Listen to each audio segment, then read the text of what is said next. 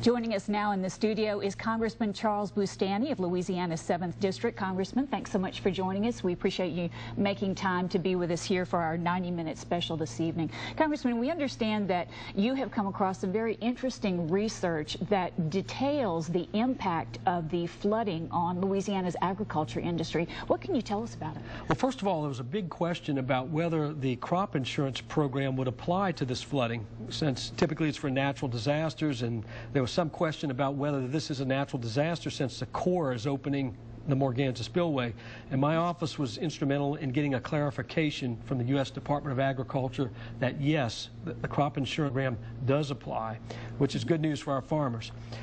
We do have some very interesting information. We have just under 300,000 acres of farmland that is going to be affected potentially by this flooding. That's a significant economic output that could be hit by this. I think according to the LSU Ag Center and the work done by Kurt Guidry, it's about a little over $200 million economic impact. Wow.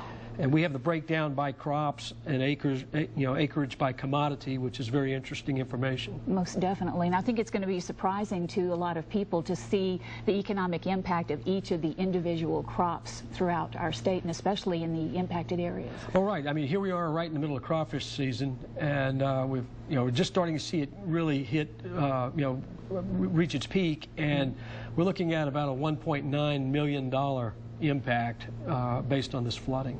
In addition to the crop insurance that you mentioned before, what other avenues for aid, especially federal aid, do you see available for people impacted by the flooding? Right. Well, you have the traditional FEMA programs, which FEMA is not a real good word around here, and we oftentimes have not had the greatest success with that.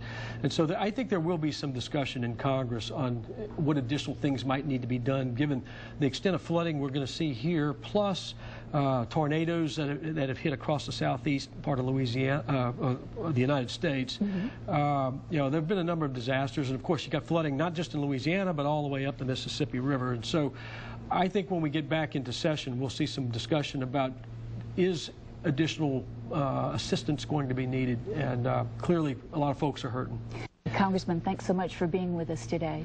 On our special 90-minute edition of Eyewitness News, we've been speaking with Louisiana 7th District Congressman Charles Boustany. We'll be back with more.